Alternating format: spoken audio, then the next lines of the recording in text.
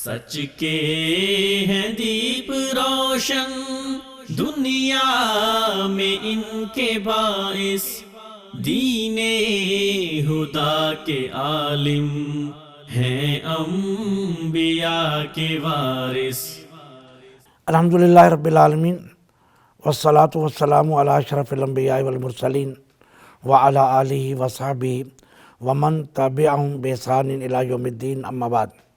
ناظرین، پروگرام انبیاء کے وارث کے ساتھ آپ کا میزبان نجیب اللہ طارق حاضر خدمت ہے۔ سلام قبول کیجئے۔ السلام علیکم ورحمۃ اللہ وبرکاتہ۔ ناظرین، معاشی معاملات اور اقتصادیات کے معاملات موجودہ دور میں بہت پیچیدہ ہو چکے ہیں۔ تجارت کی نئی نئی صورتیں اور اسی طرح اقتصادی معاملات، بین الاقوامی معاملات، بین الاقوامی تجارتیں اور اس کے ساتھ ساتھ بینکوں کا بڑھتا ہوا رسوخ ہمارے معاملات میں، یہ سارے معاملات اس بات کے متقاضی ہیں کہ ان مسائل سے اپنے ناظرین کو روشناس کرایا جائے۔ اس مقصد کے لیے ہم نے پاکستان کے راسخ علماء کو دعوت دی ہے تاکہ ہم ان مسائل پہ گفتگو کر سکیں۔ پروگرام شروع کرنے سے پہلے میں اپنے معزز مہمانوں کا تعارف کرا دوں۔ میرے ساتھ بالکل ساتھ بائیں طرف مفتی عبدالحنان صاحب تشریف فرما ہے۔ پیغام ٹی وی کے ناظرین ان سے متعارف ہیں، مدینہ یونیورسٹی سے فارغ التحصیل ہیں اور رابطہ عالم اسلامی کے معہد سے ماسٹر ڈگری حاصل کر رکھی ہے۔ پچھلے 35 سال سے یہ افتاء، حدیث اور تفسیر کے ساتھ منسلک ہیں۔ ہم آپ کو اپنے پروگرام میں خوش آمدید کہتے ہیں۔ ان کے بالکل ساتھ ڈاکٹر عتیق الرحمان صاحب، ماشاءاللہ یہ بھی پیغام ٹی وی کے ساتھ ایک عرصے سے منسلک ہیں۔ مدینہ یونیورسٹی سے ڈاکٹریٹ کی ڈگری حاصل کر رکھی ہے اور مدینہ یونیورسٹی بلکہ سعودی عرب کی کئی یونیورسٹیوں میں آن لائن پڑھا رہے ہیں۔ اللہ تعالیٰ نے سعادت بخشی کہ مسجد نبی میں برسہ برس درس قرآن دیتے رہے۔ ہم آپ کو بھی اپنے پروگرام میں خوش آمدید کہتے ہیں۔ جی، یہ چونکہ پرانے زمانے میں تو شاید اتنی فراغت نہیں تھی، آج کل بعض لوگوں کے پاس فراغت بہت ہے۔ وہ گھروں میں جانور رکھتے ہیں، مرتبانوں میں مچھلیاں رکھتے ہیں۔ آج کل جانوروں کی خرید و فروخت ایک باقاعدہ بزنس بن چکی ہے۔ اس لحاظ سے میں پوچھنا چاہوں گا، بلکہ لوگ بھی ہمیں پوچھتے ہیں وہی ہم آپ کی طرف منتقل کر دیتے ہیں، یہ جانوروں کی خرید و فروخت کے بارے میں اسلام کیا کہتا ہے؟ دو چیزیں، ان کو قید کرنا یہ بھی ساتھ ساتھ بتا دیں گھروں میں۔ بسم اللہ والصلاة والسلام علی رسول اللہ۔ آپ کا بہت شکریہ کہ آپ نے موقع دیا ہے اور آپ کے وساطت سے پیغام ٹی وی اور ان کا عملہ اور ان کے کارکنان، ان کا شکریہ کہ وہ ہمارے اس آواز کو پہنچانے کے لیے معاون و معاون ثابت ہوئے ہیں۔ اللہ رب العزت سب کو جزائے خیر عطا فرمائے۔ شیخ، اللہ رب العزت نے یہ جانوروں کے حقوق اور ان کو پیدا کیا ہے تو ان کے حقوق بھی متعین کیے ہیں، لیکن یہ یاد رکھیے کہ انسان اشرف المخلوقات ہے، ساری چیزیں انسان کی خدمت کے لیے ہیں۔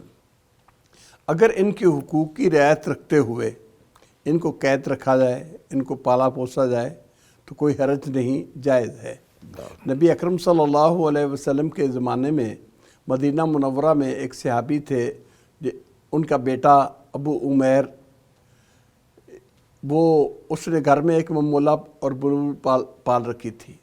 اتفاق ایسا ہوا کہ وہ بلبل مر گئی تو آپ صلی اللہ علیہ وسلم شفقت سے فرماتے، یا ابا عمیر ما فعل النغیر، اے ابو عمیر آپ کی ممولہ نے کیا کیا، آپ کی بلبل کدھر گئی؟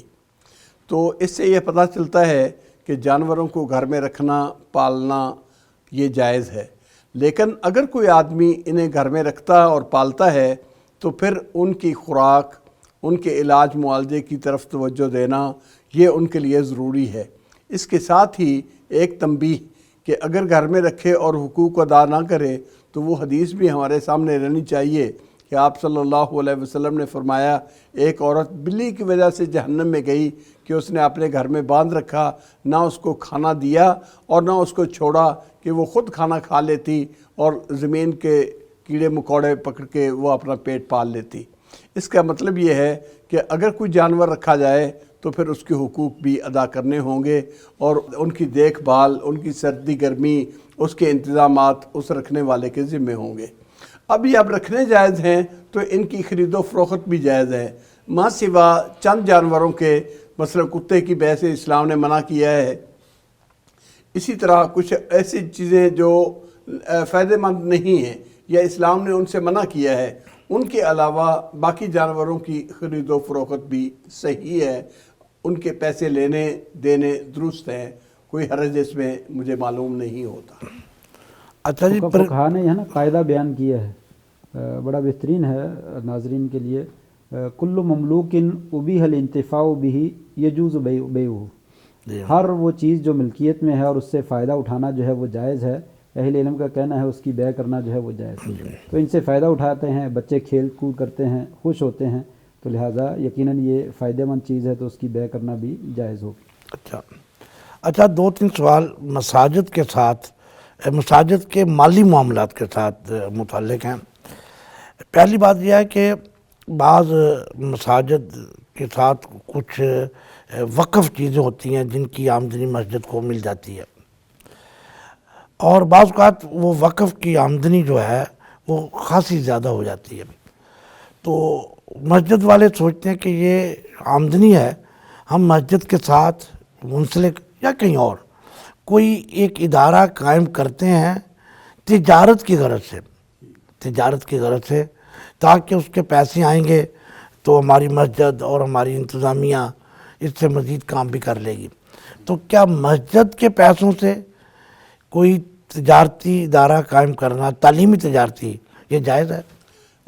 کوئی شبہ نہیں، مسجد کا مفہوم اور مسجد کا نام یہ ایک وسیع مفہوم کو اپنے اندر رکھتا ہے، جس میں عبادات کی ادائیگی کے ساتھ لوگوں کی تعلیم و تربیت وہ ایک ہدف ہے۔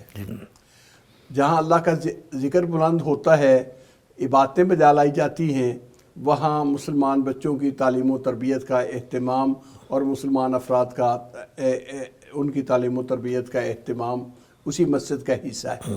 اگر مسجد کے فنڈ اور مسجد کے وقف سے حاصل شدہ آمدنی زائد ہے جو مسجد کی ضروریات سے زائد ہے، تو مسجد کی ضروریات سے زائد آمدنی کو رکھے رکھنا اور انہیں کسی جگہ پر نہ استعمال میں لانا کہ ان کے اندر بڑھوتی ہو، یہ کوئی فائدے کی چیز نہیں، یہ کوئی درست بات نہیں لگتی۔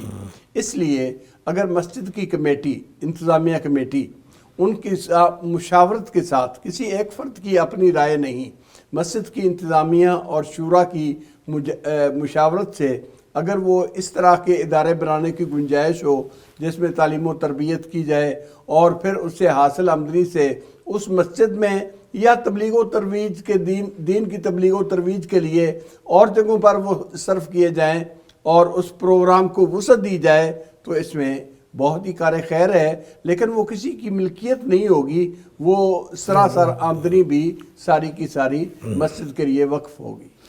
اگر ڈاکٹر صاحب اسی سے ملتا جلتا ایک سوال ہے کہ مسجد ہو یا ادارے ہوں یا سوسائٹیاں ہوں، ظاہر بات ہے اس میں ایک آدمی کو فنانس سیکٹری مقرر کیا جاتا ہے، خازن، خزانچی، تو بعض اوقات اس کو پیسے کہ تم ہماری پیسے رکھو اپنے پاس، تو پیسے بھی ہوتے ہیں، بعض اوقات مسجد کی چیزیں بھی ہوتی ہیں، جنریٹر ہے، سائیکل ہے، یو پی ایس ہے، یا کولر ہیں، یا اور چیزیں بھی ہیں، وہ اب فنانس سیکٹری کے پاس ہیں ساری چیزیں، پیسے بھی ہیں، وہ چیزیں بھی ہیں، تو کیا ان چیزوں کو وہ اپنے تصرف میں لا سکتا ہے؟ ایک بات، جو پیسے ہیں ان کو وہ اپنے تصرف میں لے آئے اور اس کو فائدہ ہو، پھر وہ فائدہ تھوڑا سا مسجد والوں کو بھی دے دے۔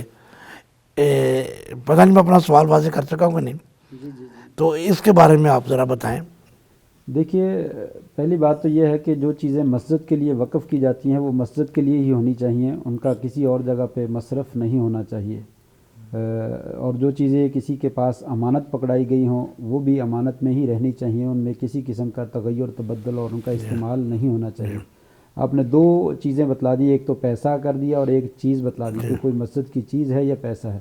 چیزیں تو بالکل استعمال نہیں کرنی چاہیے، اس لیے کہ چیزیں استعمال کرنے سے کم ہوتی ہیں، خراب ہوتی ہیں، اسی حالت میں باقی نہیں رہتی ہیں، تو لہٰذا یہ تو کنفرم ہے کہ یہ امانت میں خیانت ہے۔ اگر وہ مسجد کی چیزیں استعمال کرتا ہے تو غلط کرتا ہے، مجرم ہے، اس نے جرم کیا ہے۔ مسجد کی چیزیں بالکل امانت کے طور پر ہی اپنے پاس رکھنی چاہیے۔ باقی رہے پیسے، تو پیسے جو ہے وہ بھی امانت ہے، وہ بھی مسجد کی والوں کی اجازت کے بغیر اس کو بالکل استعمال نہیں کرنے چاہیے، الا یہ کہ اگر وہ ان کو بتلا دیتا ہے کہ میں اس کو استعمال کرتا ہوں، آپ جس وقت لینے چاہیں لے لیں، میں آپ کو دے دوں گا۔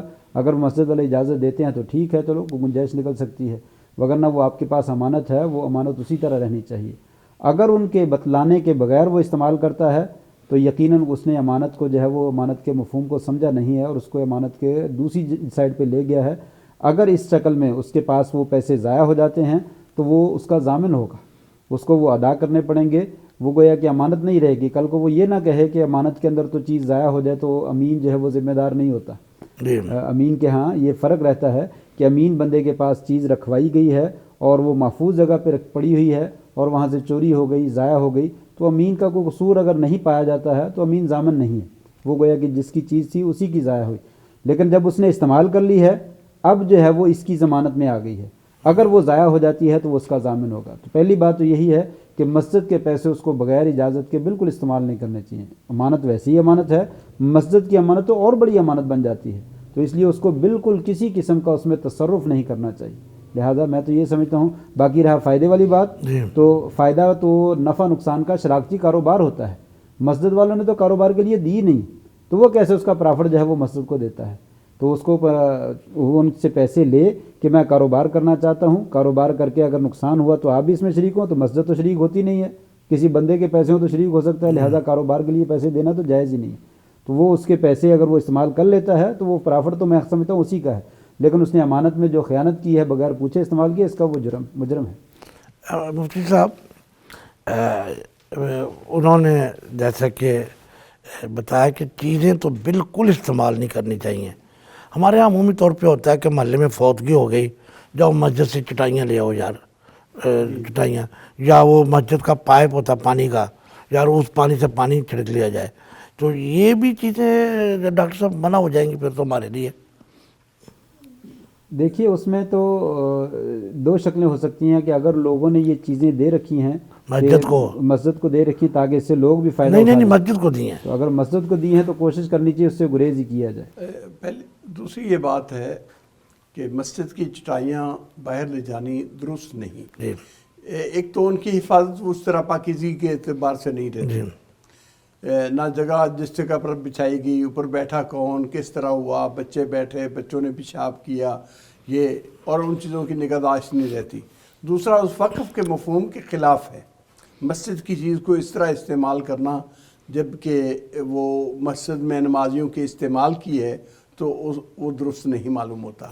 یہاں یہ بات کہ یہ مسجد کی چیزیں کچھ ایسی ہوتی ہیں، مثلا بجلی کی کوئی ایسی چیز ہے یا کوئی اور چیز جس کے استعمال کی نہ کیا جائے تو چیز کے خراب ہونے کا اندیشہ ہوتا ہے، ان چیزوں کا حکم اور ہوگا، اور جن کو استعمال کرنے سے چیزیں خراب ہوتی ہیں، ان کی ویلیو کم ہوتی ہے، ان کا حکم اور ہوگا۔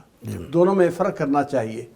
تیسری بات، ایک میں ناظرین کے گوش گزار کرنا چاہوں گا آپ کی وساطت سے کہ بعض مساجد ایسی ہیں کہ ان کے پاس غلے میں پیسے تو موجود ہیں، ان کے فنڈ جمع ہیں، لیکن وہ مسجد پر صرف نہیں کرتے۔ مسجد پر صرف کرنے کا معنی یہ ہے کہ مسجد کے اخراجات پورے کرنے، مسجد کی چیزیں اچھی صاف ستھری رکھنی، اور مسجد کے لیے جو کام کرنے والے لوگ ہیں، خادم مسجد ہے یا امام ہے، ان کی ضروریات کو پورا کرنا. جنہوں نے اپنے آپ کو مسجد کے لیے وقف کیا ہے ان کی ضروریات کو مسجد کو پورا کرنا چاہیے. مسجد کی انتظامیہ کو وہاں بخل قطع نہیں کرنا چاہیے بلکہ دل کھول کر ان کی ضرورتیں پوری کرے. اگر پھر کوئی پیسہ بچ جائے تو وہ کسی باہمی مشاورت کے بعد، مجلس شورا کی مشاورت کے بعد، انتظامیہ کی مشاورت کے بعد اس کو کسی استعمال میں لایا جائے. حتیٰ کہ مسجد کے لیے فائدہ ہو تو کوئی معنی نہیں حاصل کیا جا سکتا ہے. ناظرین، علماء کی مفید گفتگو جاری ہے. حاضر ہوتے ہیں ایک وقفے کے بعد. سچ کے ہیں دیپ روشن دنیا میں ان کے باعث، دین خدا کے عالم ہیں انبیاء کے وارث. سچ کے ہیں دیپ روشن دنیا میں ان کے باعث، دین خدا کے عالم ہیں انبیاء کے وارث. Welcome back. جی اب ایک مسئلہ اور ہے. شریعت کا یہ مسئلہ ہے کہ مجہول چیز جس کا پتہ ہی نہیں ہے اس کی بیع کہتے ہیں کہ جائز نہیں ہے یا درست نہیں ہے. بعض اوقات گورنمنٹ پلاٹوں کی نیلامی کرتی ہے کہ یہ ہم نے کالونی بنانی ہے، آپ درخواستیں دیں، آپ کا پلاٹ نکل آئے گا تو ہم پلاٹ دیں گے. اس کو پتہ نہیں کہ میرا پلاٹ کس جگہ ہے، کون سا ہے، کارنر کا ہے، درمیان والا ہے، گندے نالے کے اوپر ہے یا گندے نالے کے اوپر نہیں ہے. ابھی اس کی پلاٹنگ ہوئی نہیں ہے. تو کیا ایسے پلاٹوں کی خرید و فروخت جائز ہے؟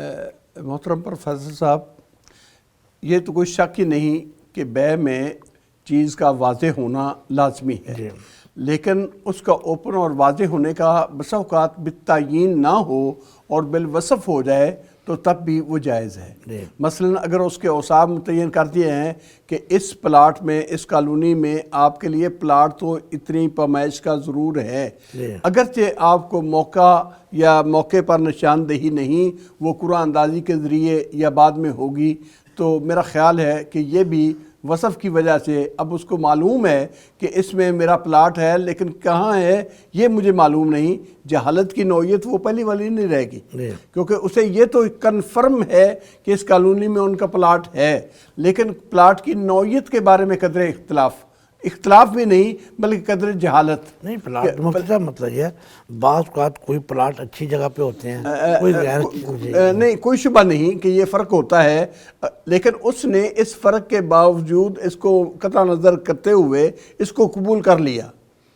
اس نے قبول کر لیا، اس جہالت کو اس نے قبول کر لیا کہ مجھے کہیں بھی پلاٹ مل گیا وہ اس ویلیو سے تو کم نہیں ہوگا، لہٰذا اگر وہ اس کو تکا لگنا نا، نہیں تکا نہیں ہے، دونوں کیفیتوں میں فرق لگتا تو تکا ہی نہیں. تھوڑی سی تفصیل کر لی جائے، قید لگا دی جائے کہ اگر جو اس نے پیسے دینے ہیں وہ اس کے جہاں بھی پلاٹ مل جائے اس سے زیادہ نہیں ہے، اس کی ویلیو پیسے کی جو ہے وہ تقریباً اتنے ہی پلاٹ کی ہے. مثلا ایک پلاٹ کارنر پہ ہے لیکن اس کی قیمت زیادہ ہوتی ہے، ایک پلاٹ جو ہے وہ درمیان میں، اس کی قیمت جو ہے وہ کم ہوتی ہے.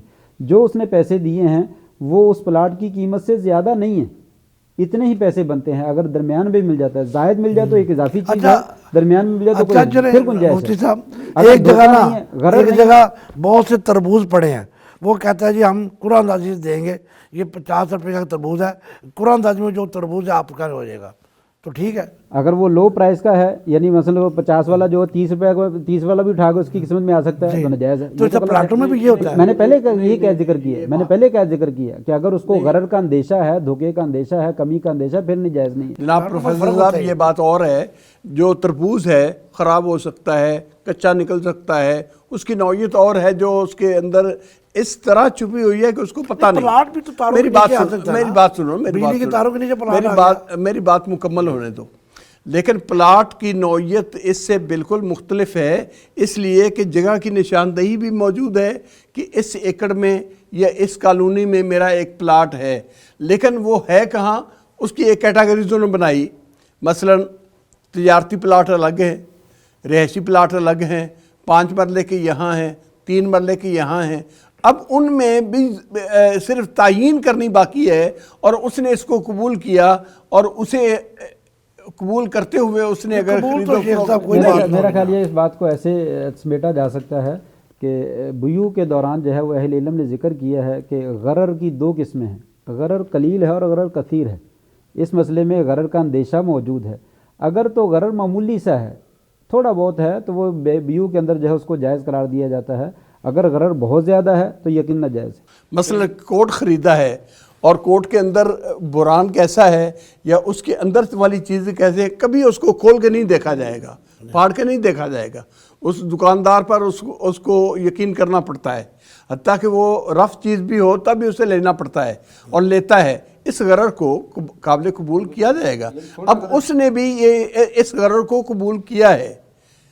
پلاٹ کی نشاندہی، یہ تالاب کے اندر مچھلیاں ہیں، میں کر سکتا ہوں ان کا سودا؟ نہیں پتہ ہی نہیں ہے، نہیں کر سکتے نا۔ اگر پتہ ہی نہیں ہے تو بالکل تو ناجائز اس کا بھی تو نہیں پتہ پلاٹ کدھر ہے میرا۔ نہ شیخ دونوں کیفیتوں کو ایک کیفیت نہ قرار دیں۔ تھوڑا فرق میں نے بتلایا نا، غرر تھوڑا سا، مثلا ایک آدمی جو ہے وہ ایک چیز اجرت پہ دیتا ہے ایک مہینے کے لیے، اسلامی مہینے کا اعتبار ہوتا تھا تو ایک مہینے کے لیے۔ اب مہینہ جو ہے 29 کا بھی ہے، 30 کا بھی ہے۔ 29 کا ہو گیا تو گاہک کو جو ہے نقصان ہو جائے گا، 30 کا ہو گیا تو مالک کو نقصان ہو جائے گا، لیکن معمولی سا ہے، تھوڑا سا ہے، یہ شریعت اس کو جائز قرار دیتی ہے۔ اتنا اگر معمولی سا ایسے تھوڑا بہت 19-20 کا فرق پڑ گیا ہے تو انشاءاللہ جائز ہے۔ اگر 10-20 کا فرق پڑتا ہے، اتنا زیادہ غرر ہے تو یقیناً ناجائز۔ نہیں، ایک چیز میرے قبضے میں نہیں آئی۔ نہیں، یہ کنڈیشن لگائی ہے کہ اس کی قیمت بہر صورت اس سے زائد نہیں، بہت اچھی بات ہے، پھر تو جائز ہے، بہت اچھی بات ہے۔ پھر اس میں کوئی اشکال نہیں۔ اچھا میں اس کو آگے بھیج سکتا ہوں؟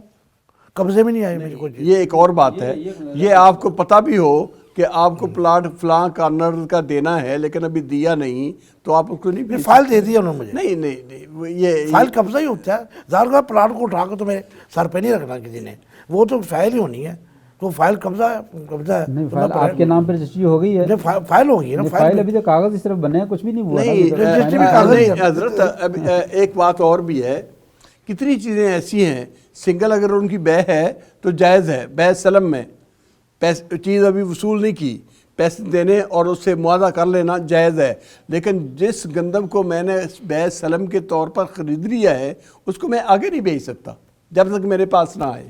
جی، اس میں بیان ہی یہی صورت ہے کہ اگر وہ سنگل بے پہلی فرسٹ بے ہے تو جائز ہے، لیکن اس کو آگے بے کرنا یہ غلط ہے جب تک آپ اس کو لے نہیں لیتے۔ نہیں بات سنیں، تو جو پہلا بیچ رہا اس کا قبضہ کدھر ہے؟ میں نے آپ کو ایک مثال دی ہے حدیث سے، بے سلم کی، ابھی گندم اس کا وجود بھی نہیں، بے جائز ہے۔ آپ نے خرید لی گندم 10 من، آپ کے پاس ابھی وصول نہیں ہوئی، آپ آگے نہیں بھیج سکتے۔ کیوں نہیں بیچ؟ ڈبل جہالت زیادہ ہو جائے گی، اس لیے کیوں نہیں جہالت در سکتا؟ جہالت ہو نہیں، جائے گی۔ اس لیے کہ آپ کے پاس ہے نہیں، لا تبع ما لیس عندک۔ اللہ کے بندو، جب یہ ایک وہاں اسی کے اوپر قیاس کر لیں۔ نہیں، قیاس، اور یہ تو علماء کی صراحت ہے، قیاس کی حل وہاں چلائیں جہاں چل سکتی ہو، اور ہر جگہ پر نہیں۔ جہالت در جہالت، زیادہ جہالت ہو جائے گی نا، اس لیے میں نے کہا غرر زیادہ جال مرکب ہو گیا نا۔ جی، جال مرکب ہو جائے گا، اور یہ اگر غرر تھوڑا ہے تو اس کو قابل قبول کرنا پڑتا ہے۔ چلیں جی، اب آ گیا جی یہ وہ پیسے کے اوپر، پہلے تو بینک میں بارے آیا تھا، یہ بعض کا سکول ہیں یا پلاٹ والے ہیں کہ اگر تم نے قسط نہیں دی، سکول والے کہتے ہیں فیس نہیں دی، پلاٹ والے کہتے ہیں قسط نہیں دی، یہ بورڈ والے کہتے ہیں آپ نے اس تاریخ تک داخلہ نہیں بھیجا، اگر آپ نے اس تاریخ کے بعد بھیجا ہم آپ کو جرمانہ کریں گے، کیا یہ سود کے زمرے میں آتا ہے؟ نہیں، ایسا نہیں ہے، یہ سود کی زمرے میں نہیں ہے، اس لیے کہ ان کی حق الخدمت ہے۔ مثلا بورڈ نے بچوں سے فارم طلب کیے، انہوں نے آگے صرف فارم رکھ نہیں لینے، ان کا ایک آگے کام ہونا ہے، ان کی ترتیب لگنی ہے، ان کے رول نمبر جاری ہونے ہیں۔ اب ایک لڑکا ایک وقت پر فارم جمع نہیں کراتا تو اس کے بعد اگر جمع کراتا ہے تو حسب اعلان وہ فیس جس طرح پہلے پر ایک متعینہ تک لینی جائز ہے نا، اسی طرح اب زائد بھی لینی جائز ہے۔ پہلی کی تعیین کس نے کی تھی؟ کیا قرآن کی آیت کوئی ایسی ہے یا حدیث ہے کہ اتنی فیس لو اور اس سے زائد نہ لو؟ جس طرح اس کی فیس مقرر کرنی جائز ہے، اس کی تاریخ کے بعد اس میں اضافہ کر کے اس میں لینا یہ بھی جائز ہے۔ ایک اور بات یاد رکھیے، آپ صلی اللہ علیہ وسلم کی ایک حدیث ہے، مطل الغنی ظلم یحل ارضہ و عقوبتہ۔ ایک غنی آدمی جو حق اس کے اوپر واجب ہے اس کی ادائیگی میں ٹال مٹول کرتا ہے تو یہ اس کا ٹال مٹول کرنا ظلم ہے۔ یہ ظلم اس کا کرنا اس کی عزت کو اور اس کی سزا کو حلال کر دیتا ہے۔ اس کو سزا دینا اور اس کے بارے میں لوگوں کو بتانا کہ اس نے غلط کیا ہے یا یہ آدمی صحیح نہیں، وقت پر ادائیگی نہیں کرتا، یہ حلال کر دیتا ہے۔ اس اعتبار سے اگر واقعتاً ہی وہ ظالم ہے تو اس کے اوپر جرمانہ عائد کیا جائے گا۔ یہ سود نہیں ہے کہ جو اس کو سود پر تعبیر کیا جائے۔ نہیں مطلب پلاٹ مجھے اختلاف رائے ہے، ویسے ٹھیک ہے، آپ کے اختلاف کو میں جاننا چاہتا ہوں۔ میں نے پلاٹ لیا تو میں قسط نہیں دے سکا، وہ کہتا ہے جرمانہ ہو گیا پر، آپ نے قسط نہیں جمع کرائی۔ بالکل، بعض اہل علم نے اس کو سود ہی قرار دیا ہے، بعض نے کہا یہ سود ہی ہے۔ میرے خیال میں بچنا چاہیے، میں یہ کہوں گا اس سے بچنا چاہیے اور سزا کے لیے کوئی اور چیز جو ہے وہ متعین کرنی چاہیے تاکہ وہ اس کی جنس سے نہ ہو، کسی دوسری جنس سے ہو جائے تو یہ زیادہ مناسب ہے۔ بہرحال اس میں آپ فرق کر سکتے ہیں، ایک ہے اسکول کی فیس لیٹ ہونے پر جو ہے وہ جرمانہ ڈالتے ہیں، ایک یہ ہے کہ آپ داخلے کی فیسیں بھیجتے ہیں، وہ 3 کیٹیگری میں رکھ دیتے ہیں۔ پہلی فیس اتنی مدت کے لیے، دوسری فیس اتنی، تیسری مدت، چوتھی ہے ہی نہیں، اس کے بعد ہم نے داخلہ نہیں لینا۔ تو یہ گویا کہ ایک قسم کی فیس متعین کر دی کہ جرمانہ نہیں ہے، انہوں نے وقت کے اعتبار سے جو ہے وہ فیس متعین کر دی، جرمانہ نہیں ہے، کیونکہ وہ آپ کے ذمہ پیسے نہیں ہیں۔ اگر پیسے آپ کے ذمہ ہوتے تو پھر اگلے مہینوں میں بھی جاری رہنی چاہیے تھی، وہ جاری نہیں رہتی، اس میں تو کوئی گنجائش ہو سکتی ہے۔ لیکن جو اسکول کی فیس متعین کر دی گئی، آپ کے ذمہ قرض ہے گیا ہے، اب قرض کے اوپر جو ہے وہ پیسہ پرافٹ لے کر جرمانہ لگا کر اس کے واپس وصول کرنا محل نظر معلوم ہوتا ہے، اس کو مطلق طور پہ جائز کہنا جو ہے وہ بجلی کے بلوں میں بھی یہی ہوتا ہے نا جی، یہ بھی تقریباً ایسا ہی مسئلہ ہے۔ کوئی اس کی ضمانت دی جا سکتی ہے، کوئی اور گارنٹی لی جا سکتی ہے، کوئی اور سزا دی جا سکتی ہے، اگر دے دیا جائے یہ زیادہ بہتر ہے، پیسے کے ساتھ جرمانہ کیا جائے تو بہرحال محل نظر ہے۔ کوئی شبہ نہیں کہ علماء کو تحفظ تو اپنی جگہ پر ہے، لیکن اگر یہ ہم کہیں کہ اور سزا دیں، اس کو جسمانی سزا دیں گے، بدنی سزا دی جائے گی، چند دن کے لیے بجلی منقطع کی جا سکتی ہے، یہ سزا بھی مل سکتی ہے۔ انشاءاللہ کبھی بھی وہ ایسا نہیں کرے گا، لیٹ نہیں ہوگا، اگر بجلی منقطع کر دیں گے انشاءاللہ بہترین ہو جائے گا۔ ناظرین، علماء کی مفید گفتگو جاری ہے، حاضر ہوتے ہیں ایک وقفے کے بعد۔ سچ کے ہیں دیپ روشن دنیا میں ان کے باعث، دین خدا کے عالم ہیں انبیاء کے وارث۔ سچ کے ہیں دیپ روشن دنیا میں ان کے باعث، دین خدا کے عالم ہیں انبیاء کے وارث۔ ویلکم بیک ناظرین، اب ایک مسئلہ رشوت کے حوالے سے ہے، اور یہ ایک ناسور ہے جس نے ہمارے معاشرے کو کھوکھلا کر دیا۔ تو کوئی رشوت لینے پہ مجبور ہے، کوئی رشوت دینے پہ مجبور ہے۔ یہ بعض اوقات ہمارے دیندار حضرات جو تقوی و طہارت والے ہیں، حلال و حرام کا لحاظ رکھنے والے ہیں، وہ بعض اوقات ایسے محکموں میں بھرتی ہو جاتے ہیں جہاں رشوت عام ہے۔ ان کو پرابلم یہ آتی ہے کہ ان کے جو بڑے افسران ہیں وہ ان سے مطالبہ کرتے ہیں کہ ہمارے گھر میں یہ چیز پہنچاؤ، میرا یہ کام کرو۔ وہ کہتے ہیں یہ بالواسطہ یا بلا واسطہ ہم رشوت لینے والے ہم ہیں، لیکن مجبور ہیں، ہم نے پہنچا ان کو دینی ہے، ہم اس کا پیسہ اپنے گھر میں نہیں لے کے جاتے۔ اس کے بارے میں مفتی صاحب پھر وہ مسئلہ بن جائے گا، آپ بتائیں۔ شیخ واقعتاً یہ ناسور ہے، لیکن انسان کو اس بارے میں پسپائی اختیار کرنے کی بجائے کچھ جرأت کا مظاہرہ کرنا چاہیے، استقامت دکھانی چاہیے۔ اگر ہر بندہ ہی اپنی یہ مجبوری پیش رکھ کے یہ ظلم کرے تو یہی ظلم کا نتیجہ ہے کہ ہمارا پورا معاشرہ ظلم کی لپیٹ میں ہے۔ چاہیے کہ کچھ آدمیوں کو استقامت دکھائیں اور وہ ایسی چیزوں کے سامنے پسپائی اختیار نہ کریں، اور تاریخ کے اندر ایسی مثالیں موجود ہیں۔ قاضی سلیمان صاحب منصور پوری رحمۃ اللہ علیہ جج تھے، اور ان کے بارے میں معروف ہے کہ وہ نہ تو اس طرح کا غلط کام خود کیا کرتے تھے اور نہ ہی کسی کے لیے اجازت ہوتی تھی۔ تو ابتدائی مرحلوں میں ایسا ہوا کہ ان سے یہ مطالبہ کیا گیا کہ یہ کام کرو، تو انہوں نے لکڑیوں کا گٹھا اپنے سر پر رکھا اور ان کے گھر چلے گئے، بڑے آفیسر کے گھر۔ کہنے لگے یہ کیا؟ اس نے کہا جی اب میرے پاس اور تو تھا نہیں، میں خود اٹھا کے لے آیا ہوں۔ ایسا ہی کرنا چاہیے کہ لوگوں کو اس بارے میں استقامت دکھانی چاہیے۔ باقی رہ گیا ایک استرار کی حد، کہ واقعتاً کچھ ایسے بد فطرت لوگ ہوتے ہیں کہ جو اپنے محتاط پر اتنا ظلم کرتے ہیں کہ انہیں لاچار کر دیتے ہیں۔ اگر ایسا لاچار ہے تو فاتقوا اللہ ما استطعتم، اللہ نے ہمارے لیے ایک ضابطہ رکھا ہے کہ جتنی حسب استطاعت ہے اللہ کا تقوی اختیار کرو۔ جہاں انسان کی استطاعت اور ہمت جواب دے جاتی ہے، وہاں اس کے بعد اس کی مسئولیت بھی وہ نہیں رہ جاتی۔ ڈاکٹر صاحب اسی سوال کی ایک اور صورت بنتی ہے، یہاں تو رشوت لی جا رہی ہے نا، بعض اوقات آدمی اپنا جائز کام کروانے کے لیے رشوت دینے پہ مجبور ہوتا ہے۔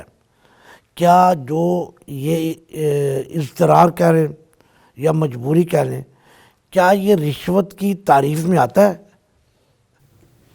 دیکھیے رشوت کے بارے میں شریعت میں واضح طور پر احکام موجود ہیں کہ یہ ناجائز ہے، اور انسان کو جو ہے وہ ناجائز کام نہیں کرنا چاہیے، نہ دینا چاہیے نہ لینی چاہیے۔ الراشی والمرتشی کلاہما فی النار، جیسا کہ حدیث میں آتا ہے کہ رشوت دینے والا بھی مجرم ہے اور لینے والا بھی مجرم ہے۔ اس لیے جس حد تک بھی اس کی حوصلہ شکنی کی جا سکتی ہے حوصلہ شکنی کرنی چاہیے، نہ دینی چاہیے نہ لینی چاہیے۔ اور وَمَن يَتَّقِ اللَّهَ يَجْعَلْ لَهُ مَخْرَجًا، جو انسان اللہ سے ڈر جاتا ہے اللہ تبارک و تعالیٰ یقیناً اس کے لیے نکلنے کی کوئی نہ کوئی سبیل اور کوئی نہ کوئی راستہ جو ہے وہ ضرور بنا دیتے ہیں۔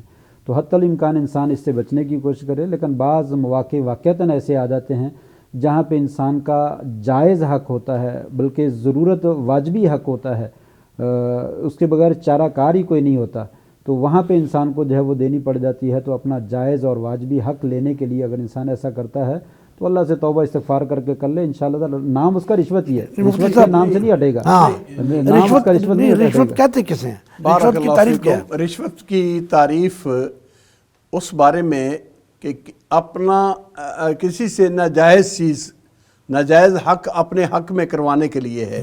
اگر اپنا حق اس کا ہے اور عدالت کو یہ ادارے کو اسے دینا چاہیے، لیکن اس کے باوجود ادارہ اس کو اس کا حق نہیں دیتا، تو وہ ظالم ہے، ادارہ ظالم ہے اور یہ مظلوم ہے، اس کا نام رشوت نہیں۔ یہی میں گزارش کرنا چاہتا تھا کہ اس کا نام رشوت رکھا کس طرح جا سکتا ہے؟ رشوت کی تعریف میں یہ بات شامل ہے، جو لینے والا ہے اگر رشوت نہیں تو پھر وہ مطلب یہ ہے کہ اندر دو آدمی، مثلا میرا ایک بیٹا ہے تو اس سے قابل لڑکا موجود ہے، میں رشوت دے کے اس قابل کو سروس سے ہٹا دیتا ہوں، اپنے نالائق بیٹے کو لگوا یہ رشوت ہے، یا یہ لوگ لائن پہ لگے ہیں بس ناجائز کام کروانے کے لیے پیسے دینے، حق کو حق بنانے کے لیے پیسے دینے، وہ رشوت ہے۔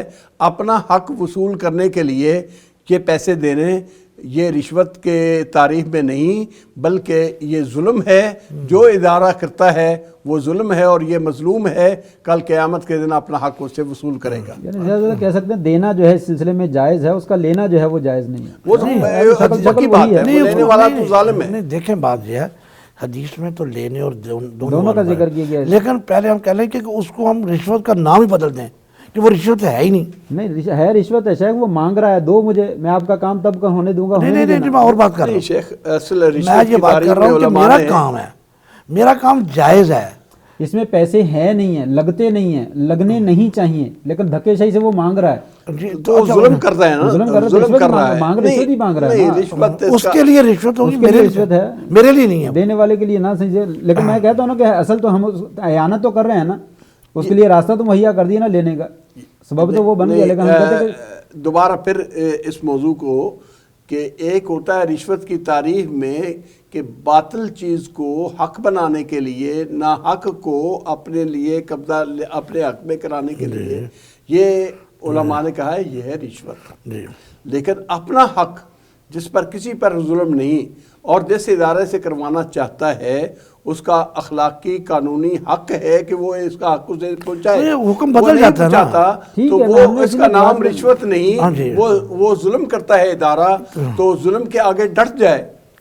اور تمہارے لیے صدقہ ہمارے لیے ہدیہ یار, تو بدل جاتا ہے نا نام میں, بدل جاتا ہے. ویسے پروفیسر صاحب یہاں اس لفظ کو نہ استعمال کرتے تو بہت اچھا تھا, وگرنہ نعوذ باللہ اس حرام کو ہدیہ سمجھ کے لوگ کھائیں گے. بات ایسا نہیں ہے. نام کے اعتبار سے لفظ بولا ہے. میں نے کہا ایک آدمی کو کسی نے صدقہ دیا, اب میں اس کے ساتھ جا کر بیٹھ کے کھانا شروع کر دوں تو وہ صدقہ نہیں ہے. تو اب اس کے لیے رشوت ہے, میرے لیے رشوت نہیں ہے, میرے لیے اس کا رشوت کا اطلاق نہیں ہوگا. اسی لیے جواز کا کہا جائے تو جائز ہے انشاءاللہ تعالیٰ دے دے. اچھا, گورنمنٹ کہتی ہے کہ ہم کم آمدنی والوں کو مکان دیں گے یا پیسے دیں گے, امداد کریں گے. میری آمدنی اس سے زیادہ ہے, تو میں کہتا ہوں کہ یہ گورنمنٹ کے کاغذوں میں کہ میری تنخواہ اتنی ہے, میرے اور بھی طرف سے ذرائع ہیں, مطلب کہ ایسے طریقے سے گورنمنٹ سے مفاد لینا یہ جائز ہے؟ نہیں, یہ بات کہ اگر آپ کے کوئی اور کسی نے تحفے تحائف دے دیا, کچھ اور دے دیا, نہیں, گورنمنٹ اس میں دخل انداز نہیں ہوتی. گورنمنٹ کسی کی بیسک تنخواہ ہی کو مد نظر رکھ کر کوئی کیٹاگریز مقرر کرتی ہے. اگر اس کی اپنی تنخواہ کو وہ غلط شو کر کے وہ ایسا کرتا ہے تو یہ ناجائز ہے. لیکن اگر اس کے کسی اور سورسز سے آ گئے, مثلا وہ وارث ہو گیا, کسی نے ہدیہ دے دیا, کسی نے تحفہ دے دیا, یا اس نے کوئی کام پلاٹ خریدا تھا اسے نفع آ گیا, تو یہ اس تنخواہ میں کاؤنٹ نہیں کیا جائے گا, اس کو کم آمدنی والا ہی سمجھا جائے گا. نہیں, تنخواہ آمدنی سے مراد تنخواہ نہیں مراد ہوتا نا جی. آمدنی سے مراد تنخواہ تو نہیں ہے. میری آمدن آ رہی ہے, کچھ میں نے پیسے انویسٹ کیے ہوئے ہیں, یا کچھ لوگ مجھے بل دے رہے ہیں میرے مکان کا, تو میں ایک بہت خوشحال ہوں. تنخواہ میری تھوڑی ہے, ہوں میں خوشحال, میں کم دام آمدنی میں شمار نہیں ہوتا. تو میں کہوں جی تنخواہ تو میری 20,000 ہے نا, تو لہٰذا میں اس پلاٹ کا حقدار ہوں. پروفیسر صاحب, اس بات کو واضح کرنے کے لیے میں آپ سے مثال دیتا ہوں. مثلاً آپ کا مکان کرائے پر ہے, آپ کی آمدن یا تنخواہ آپ کی 10,000 20,000 ہے, آپ اس پر لے کے کرتے ہیں. آپ کے بھائی آپ کو کہہ دیتے ہیں یار آپ کے مکان کا کرایہ میں دوں گا, میں دے دیتا ہوں, تو وہ آپ کی آمدن نہیں شمار ہوگی, وہ آپ کے ساتھ ان کا تعاون ہے. بھائیوں نے آپ کے ساتھ تعاون اور صلہ رحمی کی ہے اور کرنی چاہیے, لیکن اس کو آپ کی آمدن میں شمار نہیں کیا جائے گا کہ یہ آپ کی آمدن ہے. آپ لہٰذا یہ ہو گئے 20,000 آپ کی تنخواہ, 10,000 جو وہ آپ کا بھائی آپ کو کرائے کی مد میں دے رہا ہے, یعنی معاونت کر رہا ہے, تو لہٰذا گویا آپ کی تنخواہ 30,000 ہو گئی. اس کو کوئی بھی 30,000 نہیں کہتا. اصل تو وہ روح تو ختم ہوگی نا جی. روح تو یہ ہے کہ گورنمنٹ چاہتی ہے کہ یہ ان لوگوں کو پلاٹ دیے جائیں یا یہ امداد ان لوگوں کو دی جائے, جس طرح کرونا کی صورت میں گورنمنٹ نے 3,000 5,000 دیے, تو ایسی صورت میں کہے جی کہ میں بھی تو نہیں میں ہوں. میرے خیال میں استغنا بہتر نہیں ہے. اس میں 2 شکلیں بن سکتی ہیں نا. ایک شکل تو یہ ہے کہ شک کی خلاف ورزی ہو رہی ہے, شک کی خلاف ورزی تو ناجائز ہو جائے گی. ایک یہ کہ انسان کا ورع اور تقوی اور پرہیزگاری ہے, کہ انسان سمجھتا ہے یار مجھے ضرورت نہیں, اگرچہ میں اس کیٹیگری میں آتا ہوں لیکن مجھے ضرورت نہیں, مجھے نہیں لینا چاہیے, مجھ سے زیادہ دوسرے مستحق لوگ موجود ہیں وہ لے لیں. یہ ایک اور شکل ہے, یہ ایک اور شکل ہے, واقعی اور شکل ہے. مثلا ایک مزدور ہے, مزدور کو اپنا مزدوری نہیں ملی, کسی آدمی نے ان کے ساتھ تعاون کیا کہ جس کو مزدوری نہیں ملی وہ مجھ سے آ کے پیسے لے لے. اگر اس کے گھر کسی نے کھانا بھیج دیا ہے, اس کو کھانا کھلا دیا ہے, تو یہ نہیں کہا جائے گا کہ اب اس کو مزدوری مل گئی, نہیں. اسی طرح اس کی آمدن ہو گئی. اسی طرح بعض اوقات کوئی آدمی گورنمنٹ فری ڈسپینسریاں بنا دیتی ہے کہ غریبوں کے علاج کے لیے, پہلے بھی یا کوئی آدمی بنا دیتا ہے کہ یہ غریبوں کے لیے ہے, لیکن وہاں پوچھ گچھ کوئی نہیں ہے, کار والا بھی جا کے علاج کرا لے. تو کیا ان فری ڈسپینسریوں میں صاحب استطاعت کو علاج کروا لینا چاہیے؟ یہ اور مسئلہ ہے, اس کو نہیں جانا چاہیے. اگر علاج کرواتا تو وہاں چندہ دے دے, علاج کروانے کے بعد اتنا پیسہ یا اس سے زیادہ بلکہ چندہ خیرات دے ان کو. ایک بات مد نظر رکھیں, ادھر کیوں جاؤں گا, پھر میں کسی اور طرف جاؤں گا. نبی اکرم صلی اللہ علیہ وسلم نے جو اس بارے میں رہنمائی فرمائی ہے اسے مد نظر رکھنا چاہیے. مثلا آپ نے صدقے کے پیسے کو لوگوں کی میل کچیل کہا ہے, اس آدمی کو حیا کرنی چاہیے کہ جو اس کے مستغنی ہے اور پھر وہ میل کچیل کھاتا ہے, اس کو حیا کرنی چاہیے. ایسا نہیں کرنا چاہیے. اگر وہ وہاں یعنی اس کے لینے کا حقدار نہیں لینا چاہیے. استغنا برتے. اس میں مزید اضافہ آپ ایسے کر سکتے ہیں کہ اس کی آمدنی کے 2 ذرائع ہیں اور وہ دونوں ذرائع گورنمنٹ کے ہاں معتبر ہیں. وہ ایک ذریعہ بتلاتا دوسرا نہیں بتلاتا. یہ جو ہے یہ نجائز ہے، یہ امانت میں خیانت ہے، اس کو ایسا نہیں کرنا چاہیے. ناظرین، یہ معاشی اور اقتصادی مسائل کا سلسلہ جاری ہے. آئندہ بھی ہم ان سے انشاءاللہ مستفید ہوں گے. اگلے پروگرام تک کے لیے اجازت دیجیے. اللہ حافظ. ہے صبح و شام کرتے امت کی رہنمائی، تبلیغ دین میں کوشاں ہے دین حق کے دائی، تبلیغ دین میں کوشاں ہے دین حق کے دائی.